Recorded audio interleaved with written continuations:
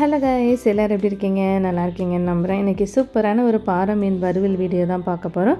வீடியோவை ஸ்கிப் பண்ணாமல் பாருங்கள். வீடியோ பிடிச்சிருந்துச்சுன்னா லைக் பண்ணுங்கள், ஷேர் பண்ணுங்கள், கமெண்ட் பண்ணுங்கள், சப்ஸ்கிரைப் பண்ண மறக்காதீங்க. வாங்க வீடியோக்குள்ளே போகலாம். 4 டீஸ்பூன் தனிமிளகாய் தூள் சேர்த்துக்கிறேன். சோம்புத்தூள் 2 டீஸ்பூன் சேர்த்துக்கிறேன். மஞ்சத்தூள் 1/2 டீஸ்பூன் சேர்த்துக்கிறேன். இஞ்சி பூண்டு பேஸ்ட்டு ஒரு 2 டீஸ்பூன் சேர்த்துக்கிறேன். உப்பு தேவையான அளவு, கொஞ்சமாக தண்ணி சேர்த்து கலந்து விட்டுக்கலாம்.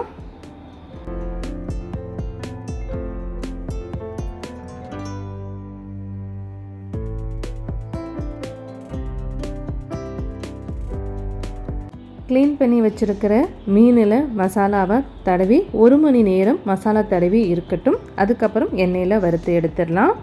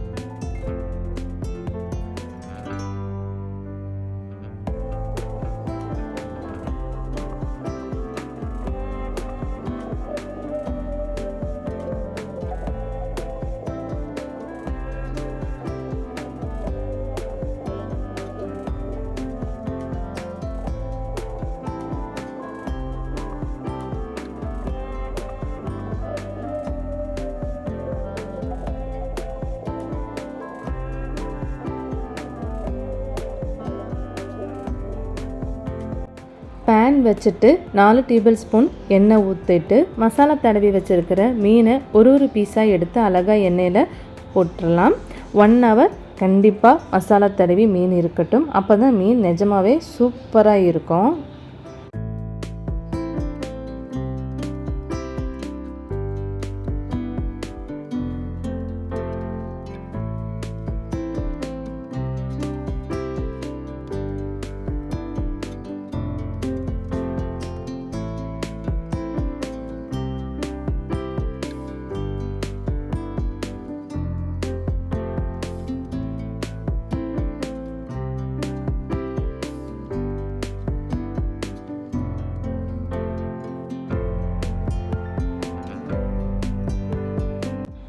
சூடு வந்ததுக்கப்புறம் ஸ்லோ ஃப்ளேம்லேயே வச்சு ஒரு 5 நிமிஷம் போல் மீனை பொரிய விடுங்க.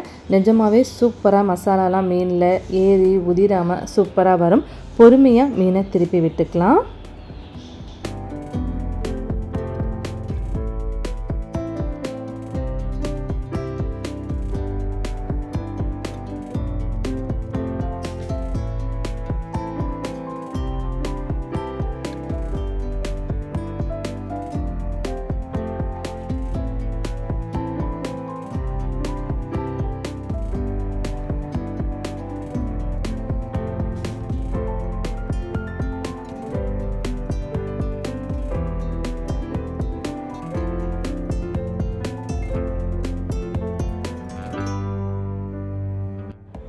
பார்க்கறதுக்கு எவ்வளோ அழகாக மசாலாலாம் உதிராமல் அவ்வளோ சூப்பராக இருக்குது பாருங்கள்.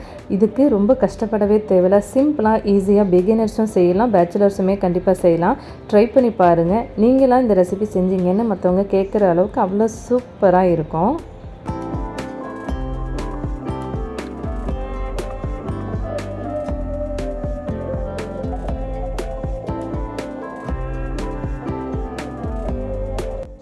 மீன் நல்லா பொரிஞ்சு எடுத்தாச்சு. ஒரு பிளேட்டில் அழகாக ஒரு பீஸாக எடுத்து வச்சிடலாம்.